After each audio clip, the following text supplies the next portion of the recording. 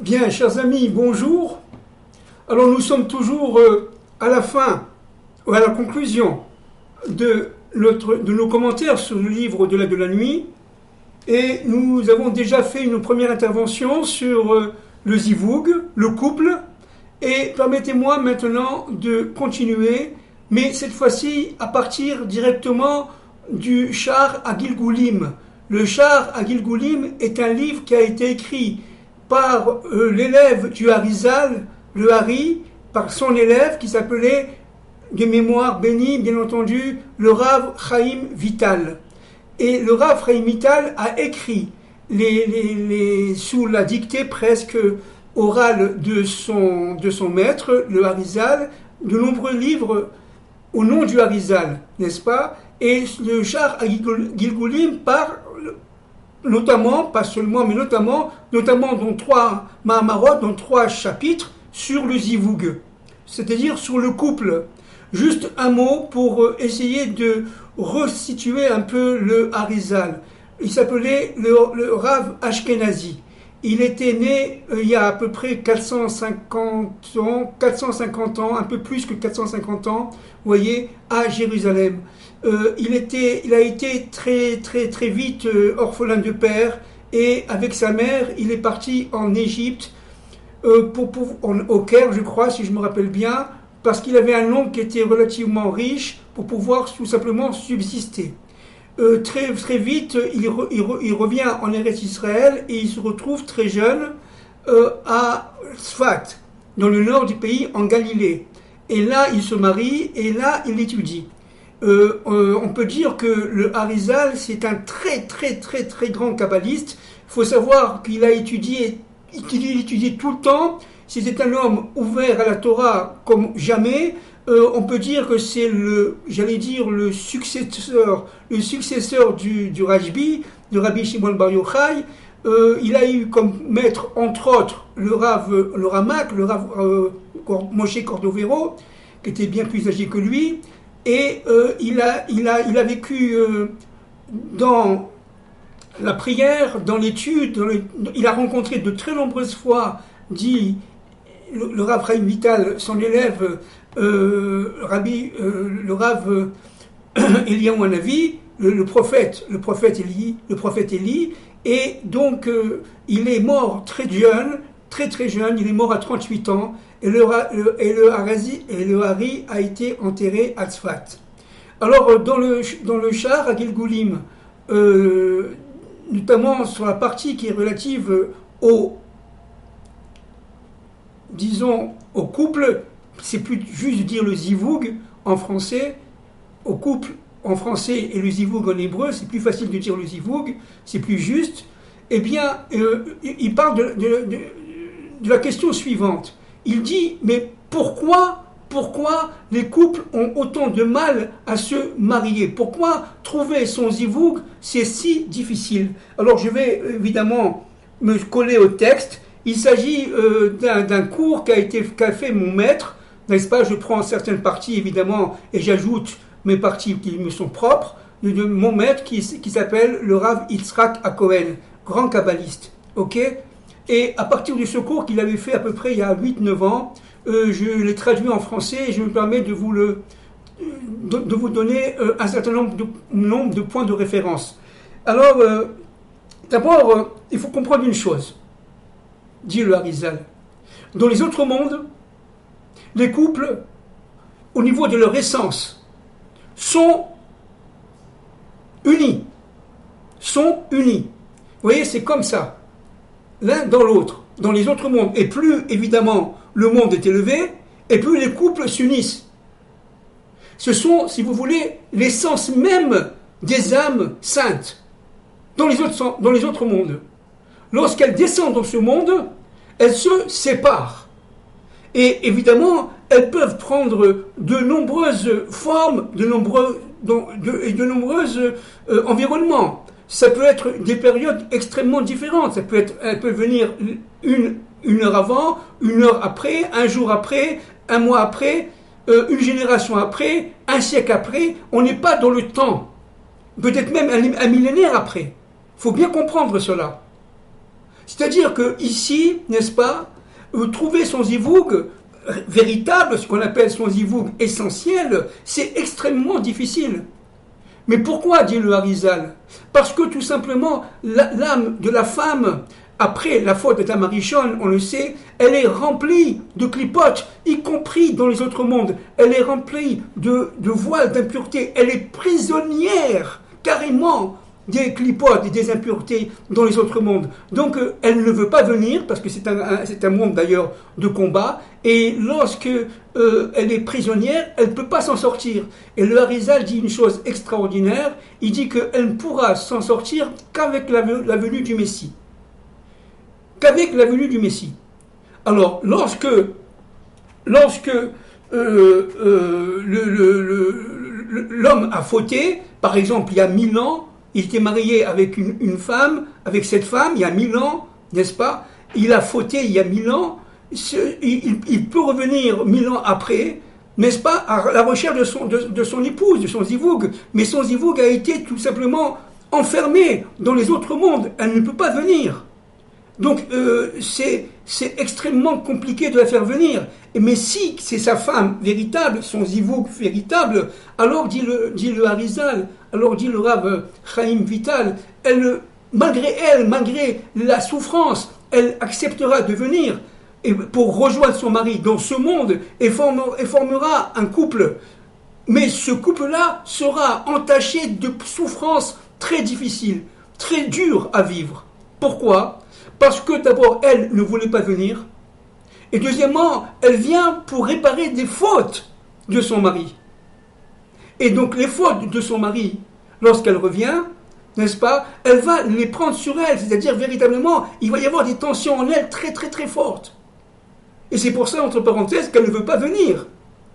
Donc ces tensions en elle qui sont très très puissantes, n'est-ce pas, vont créer des tensions dans le couple infernaux, qui fait que, véritablement, la situation risque de devenir absolument invivable. Non seulement ça a été très dur de la rencontrer, mais en plus, en la rencontrant, il y a des problèmes. Maintenant, il faut comprendre une chose très importante.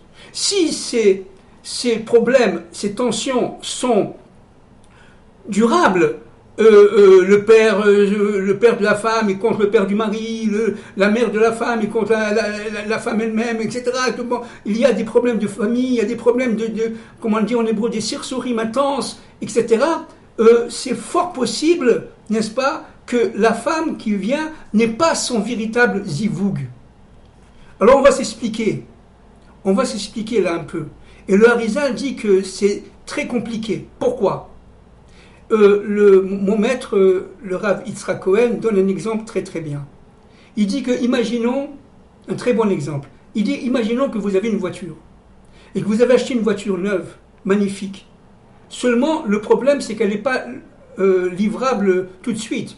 Elle sera livrable dans 3-4 mois, dans 6 mois, parce qu'elle n'est pas encore construite, elle est encore à l'usine, etc., etc. Le temps de la faire venir, c'est long et c'est coûteux. Alors, en attendant, on va vous prêter une voiture.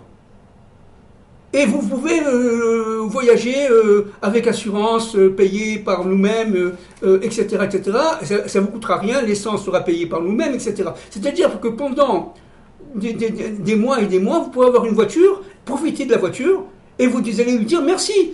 Jamais vous allez vous contrer, vous allez vous dire non, elle ne me plaît pas, etc. C'est un cadeau que vous fait l'entreprise, dit notre maître Yitzhak Cohen. Tais-toi, apprends à dire merci. Et c'est exactement ce qui se passe au niveau du zivoug. C'est-à-dire que, attention, avoir des problèmes de zivoug, moi je vois comme ça, comme j'ai dit l'autre fois, et toi tu vois comme ça, c'est normal. Maintenant, le fait d'exacerber les tensions, c'est pas normal. Pourquoi ? Parce que c'est possible que cette femme-là ou ce mari-là ne soit pas votre zivoug véritable. Votre zivoug véritable, si c'est une femme, elle est enfermée dans les clipotes. En haut, elle n'est pas encore venue sur Terre. Donc, c'est votre voiture de remplacement que vous avez. C'est une femme voiture de remplacement. Alors, dis merci à Hachem. Il suffira qu'elle fasse tchouva, qu'elle fasse Shabbat, qu'elle aille au mikvé, qu'elle respecte évidemment la pureté familiale, qu'elle soit une bonne mère de famille, et tu vivras très très bien. C'est pas la peine de faire des tensions là où il ne devrait pas y avoir. Et s'il y a des tensions, c'est tout simplement que ce n'est pas encore ton vrai zivoug. Mais attends, et accepte-la. Pas de divorce, pas de séparation, surtout pas. Pourquoi? Parce que c'est un cadeau du ciel. Comme dit notre Rav Yitzhak Cohen, tu ne vas pas jeter la voiture qui t'a été donnée en cadeau. Elle est gratuite. Tu vas attendre ta voiture neuve, d'accord, mais pour l'instant, utilise-la et sois très bien et sois très content de l'avoir. Sans discussion. En remerciant Dieu de t'avoir donné cette femme. Maintenant, il y a un cas de divorce qui est d'ailleurs dans la Torah et qui presque est une mitzvah. C'est un des seuls d'ailleurs, à ma connaissance. Je suis pas rave à ma connaissance. Eh bien, c'est que si la femme ne veut pas faire tchouva, elle ne veut pas faire Shabbat, elle ne veut pas avoir de pureté familiale, elle ne veut pas étudier les commandements, etc., et accomplir la Torah d'Israël, alors la Torah dit qu'il faut la divorcer. Il y a d'autres cas, évidemment, si la femme ne peut pas avoir d'enfant au bout de 5 ans. Bon, mais ça, c'est un autre problème.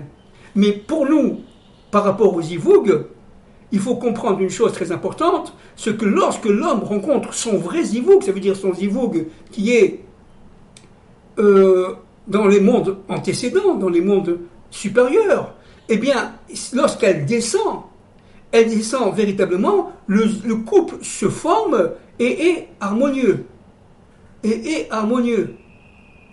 Pourquoi?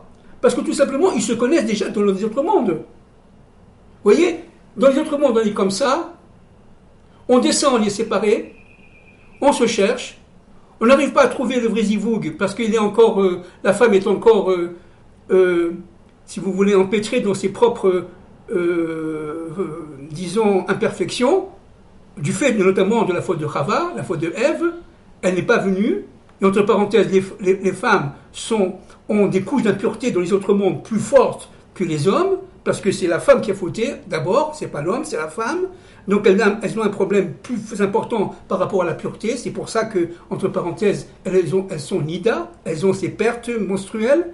Et entre parenthèses, ces pertes menstruelles, n'est-ce pas, seront abolies, seront effacées avec le Mashiach ben David. Les femmes seront purifiées, elles n'auront plus de pertes menstruelles au temps du Mashiach ben David, disent nos maîtres. Entre parenthèses, je ferme la parenthèse, et ce zivoug-là qui va se séparer, qui va se rechercher dans des difficultés des fois formidables, parce que je répète, dit le Harizal dans son livre Shahar al-Gilgulim, elle est enfermée dans des clipotes très très très fortes, elle ne peut pas sortir, elle attend le Mashiach pour cela, mais à partir de ce moment-là, elle va rejoindre sous une autre forme, sous une forme d'une femme, si vous voulez, de remplacement, quelque part, et elle va tout simplement se coller à ce mari-là. Il va y avoir des tensions très fortes, n'est-ce pas? Parce que tout simplement, ces tensions-là sont inhérentes à la vie de tous les jours, à la vie de tout, etc. Il faut absolument y résister, parce que tout simplement, à partir du moment, disent nos maîtres, où elle fait tchouva, il y a donc, si vous voulez, possibilité d'existence. Même si ce n'est pas le vrai zivoug. Il est possible que votre vrai zivoug, vous l'avez rencontré il y a 500 ans, et elle n'a pas fauté, elle est remontée là-haut, vous avez fauté il y a 500 ans, on l'a dit tout à l'heure, et vous redescendez dans ce monde, et là vous devez faire la réparation, et à partir de ce moment-là, dit le Zohar, vous allez retrouver, disons, vous allez rechercher votre zivoug, et votre zivoug qui est en haut ne veut pas revenir. Bon, c'est tout ce qu'on a dit tout à l'heure. C'est-à-dire qu'il y a énormément de situations qui sont infinies, et que Dieu seul connaît, comme on a dit tout à l'heure, l'autre fois, Dieu passe son temps à organiser les zivougim, les couples, après avoir créé son monde. C'est-à-dire qu'il n'y a que Dieu qui peut connaître.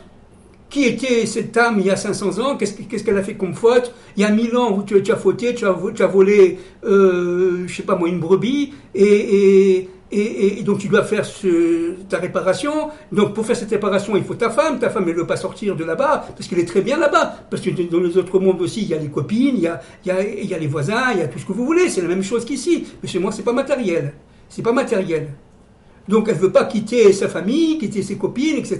Cette âme-là ne veut pas redescendre sous un corps. Elle veut rester là où elle est très bien. Mais vous avez besoin d'elle. Mais comme elle est très bien, elle ne veut pas revenir, si elles se sont obligées de venir, elle viendra, et il y aura évidemment des tensions, dans un premier temps. Et si les choses s'arrangent, progressivement, alors c'est le zivouk véritable. Et si les choses ne s'arrangent pas, et ce n'est pas le zivouk véritable, parce que le zivouk véritable est prisonnière dans les zones des mondes supérieurs, elle ne peut pas descendre, eh bien, dans ces cas-là, il y a tout simplement, comme dans notre histoire de tout à l'heure, eh bien, une voiture de rechange, une femme de rechange, qui va jouer son rôle magnifique, son rôle de femme, etc. Mais ce n'est pas votre zivouk véritable. Vous comprenez? Ça, c'est pas moi, évidemment, c'est le Harizal. C'est le Harizal.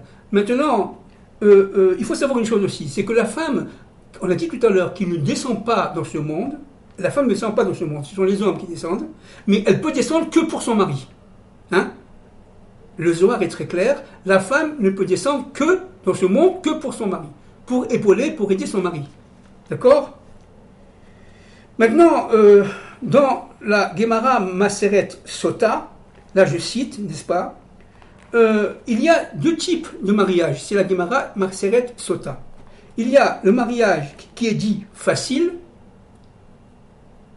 où on rencontre la femme dans un boulevard à Paris ou ailleurs, et on sent très vite que c'est elle. On se marie très vite, il n'y a pas de problème, c'est très facile. Alors là, c'est tout pour le bien. C'est fort probable que ce soit votre femme, ou votre mari, votre zivouk. Mais il y a un deuxième type, dit la Gemara Maseret Sota, c'est le mariage, là je me colle au texte, c'est le mariage chéni, le zouk chéni, le deuxième mariage. Et en général, le deuxième mariage se passe très très mal. Pourquoi? Avec des difficultés, non pas avec des chants, comme le premier mariage, avec l'harmonie, mais plutôt avec des pleurs, avec des contractions. Pourquoi? On l'a dit tout à l'heure, n'est-ce pas? Le Harizal dit que parce que l'âme véritable, elle est prisonnière. Elle ne veut pas sortir, elle ne peut pas sortir. Et si elle est obligée de sortir, et quitter ses copines là-bas, etc., de l'autre côté, eh bien, ça va lui coûter très cher. Ça va lui faire beaucoup de tort. C'est trop difficile. Parce qu'elle va venir pour réparer les fautes de son mari. Vous comprenez? Et il faut savoir aussi que le Harizal dit que le zivouk chéni, ça veut dire le deuxième mariage, qui est cité par la Maseret Sota, est le résultat d'un gilgoul répété. Vous voyez? Ça veut dire c'est une âme qui vient, qui repart, au fil des années, au fil des siècles, au fil des millénaires, parce que tout simplement, elle a des réparations à faire. Et cette âme qui vient, qui repart, etc., elle peut vivre évidemment des moments extrêmement agréables, mais aussi très difficiles, parce qu'il est très difficile, vous voyez, de descendre dans ce monde. Les âmes ne veulent pas, ne croyez pas, les âmes ne veulent pas descendre dans ce monde, parce que c'est un monde matériel, c'est un monde impur, c'est un monde extrêmement obscur. Donc on est dans le monde du combat contre les forces du mal. Dans les autres mondes, il y a les forces du mal, mais on est évidemment dans un monde qui est beaucoup plus lumineux. Ça n'a rien à voir. Et plus on monte, et plus on monte, et plus on monte, et plus on dépasse, et on si vous voulez, on dépasse, oui, les forces du mal. C'est-à-dire que, et le Mashiach va venir, il va réparer tous les mondes, ce monde-ci et tous les mondes. C'est-à-dire qu'il n'y aura plus véritablement de mal dans ce monde-ci et dans tous les mondes.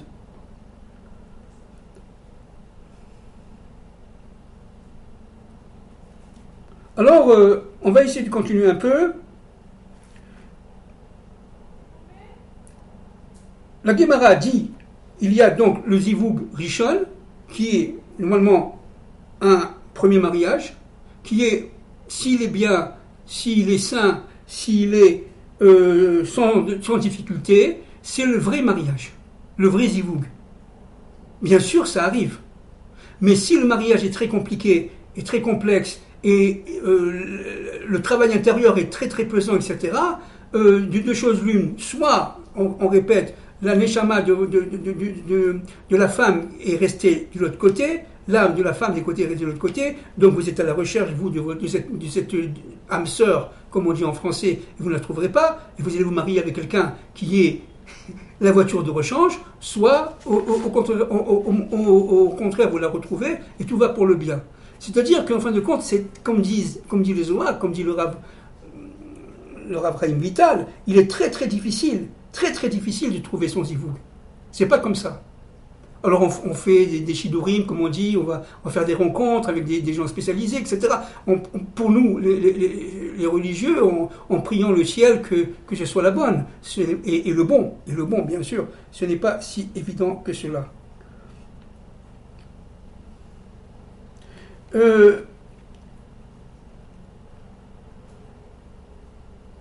Il y a, je colle le texte là, il y a des racines d'arbres qui sont remplies de clipotes, notamment à partir de la faute d'Adam Rishon. On l'a un peu dit tout à l'heure, on va essayer de comprendre, d'expliquer un peu.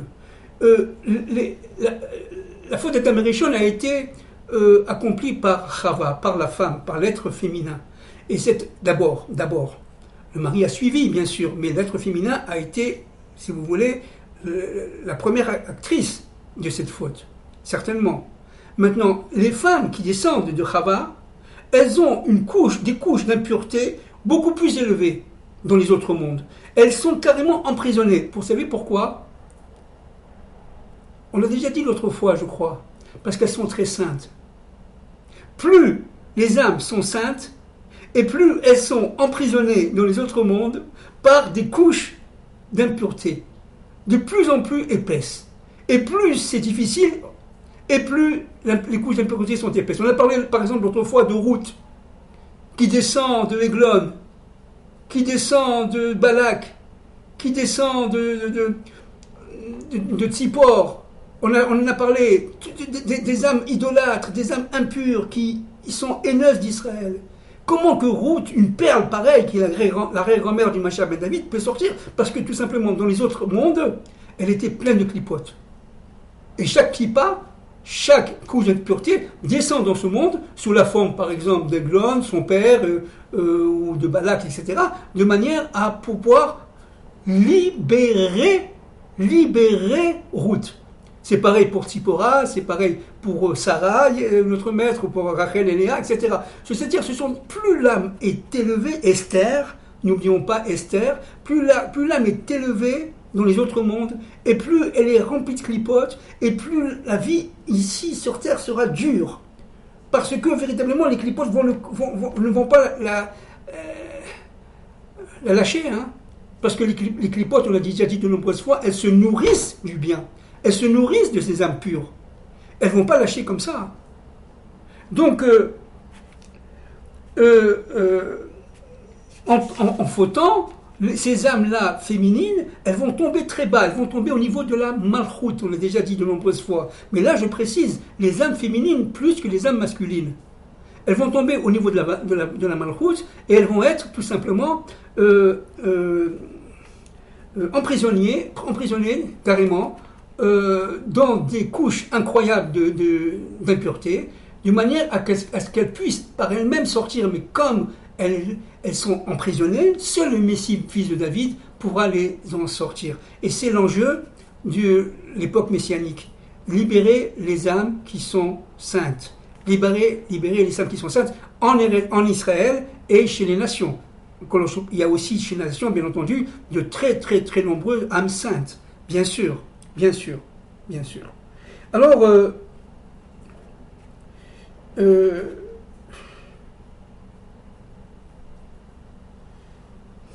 Hari donne deux exemples qui sont absolument troublants. Il dit la chose suivante. Il dit, je cite, il y a des âmes autour du fils de Myriam, qui s'appelle Our, qui a été d'ailleurs assassiné juste avant le veau d'or, Our. Mais ces âmes-là, qui descendent de Our, elles sont tout simplement emprisonnées dans des clipotes. Elles ne peuvent pas sortir, elles ne peuvent pas se délivrer. C'est le Harizal qui dit ça. Et son élève, je cite, le Rav Chaim Vital, dit que selon son maître, le Harizal, écoutez bien, c'est très très surprenant. C'est très surprenant. Eh bien, même Aaron, le frère de Moïse, Aaron à Cohen en hébreu, qui s'est marié avec Elisheva, qui a eu évidemment 3 garçons, ok? Eh bien, même lui n'a pas rencontré son âme sœur, dit le Harizal. Pourquoi? Parce qu'il était très proche de Our, son neveu. C'est le Harizal qui le dit. Et à partir de ce moment-là, toutes les âmes qui étaient autour de Our, elles sont très saintes et elles sont entourées de clipotes. Elles ne peuvent pas descendre sur cette terre, dans ce monde, avant l'arrivée du Messie. C'est fou, mais c'est comme ça. Et c'est pas moi qui le dis, bien entendu, c'est le Harizal. Alors, on continue encore quelque peu.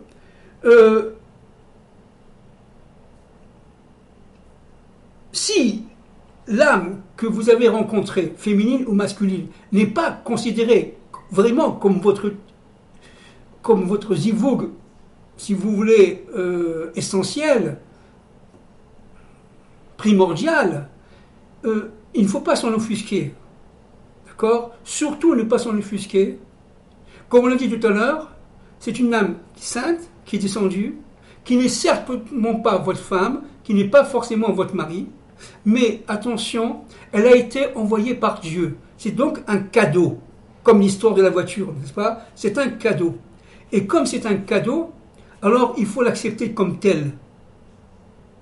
Maintenant, et si le couple qui vient et se rebelle, il y a à l'intérieur du couple une âme rebelle, par exemple, alors que l'autre est sainte, elle a compris, elle est avec son Dieu, elle étudie la Torah, homme ou femme, n'est-ce pas? Eh bien, le Harizal dit une chose très très intéressante. Il dit qu'en fin de compte, si tu veux comprendre pourquoi cette âme est rebelle dans un couple donné, vraiment, il faut remonter à la faute du veau d'or. Il faut remonter à la faute du veau d'or. C'est dans la faute du veau d'or, les femmes, par exemple, n'ont pas participé à la faute, elles n'ont pas donné leurs bijoux. Et cette femme-là, très sainte, qui a refusé, dit le Harizal, de participer au veau d'or, n'est-ce pas, va redescendre ici d'une manière extrêmement sainte. Tandis que le mari, lui, peut avoir participé au veau d'or et descendre ici pour réparer sa propre faute.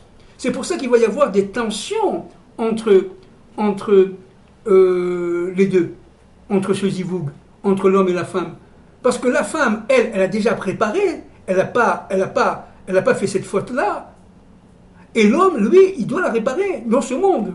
Alors il va être pris par l'esprit du gain, l'esprit de vie, de plaisir, etc. Alors que la femme, elle au contraire, attirée par les Teilim, par le roi David, par la Torah, on parle du monde juif, n'est-ce pas, etc. Et c'est pareil pour le monde non juif. La femme peut être calme, peut attirer par la chrétienté, parce que c'est une chrétienne, et l'autre c'est un anti-religieux, c'est un idolâtre, et son mari ne peut pas comprendre la chrétienté, etc. C'est la même chose. Que chacun soit soi-même. Si elle est chrétienne, qu'elle reste chrétienne. Si elle est juive, qu'elle reste juive. Et s'il est idolâtre, il faut savoir que peut-être il descend aussi du Erev Rav qui a participé au temps du veau d'or à la faute. C'est-à-dire que, en fait,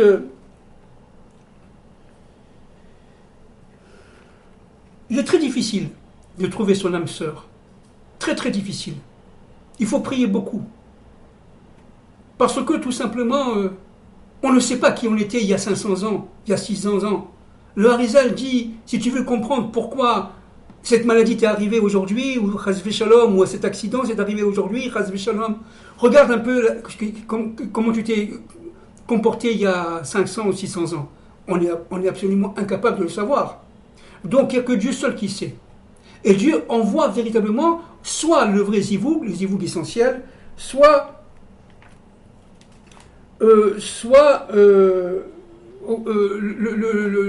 la voiture de rechange, c'est-à-dire en attendant que votre vrai zivoug revienne à la fin des temps de l'histoire.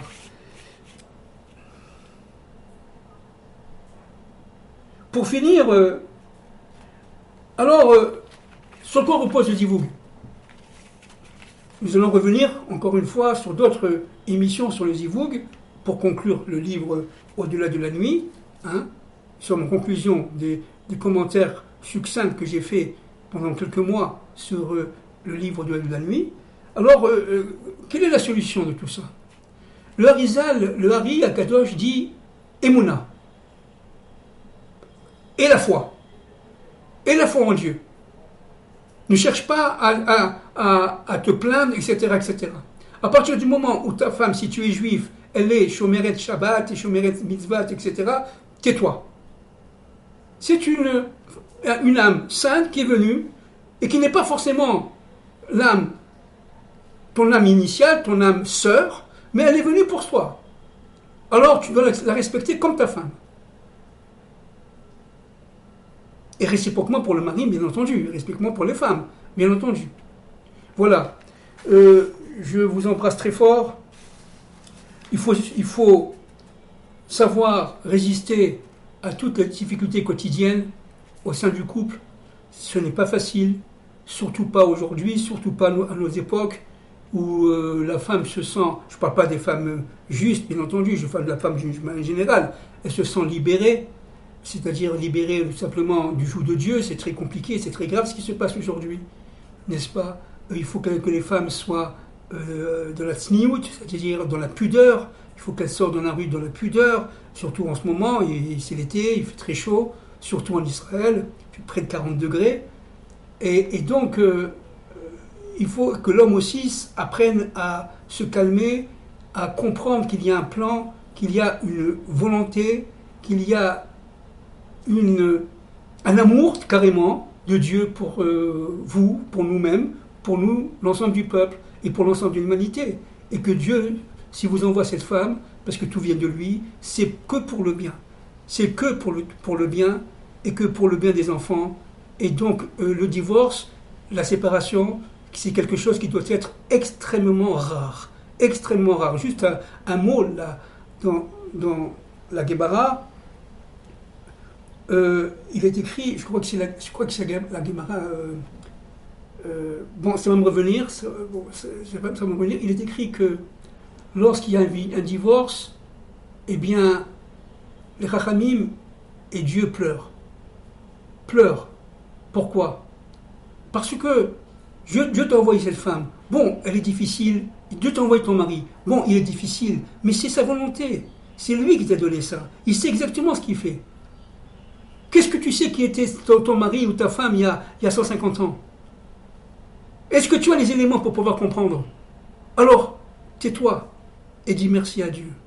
Et avance. Donc les cas du divorce doivent être très très très rares. Très rares.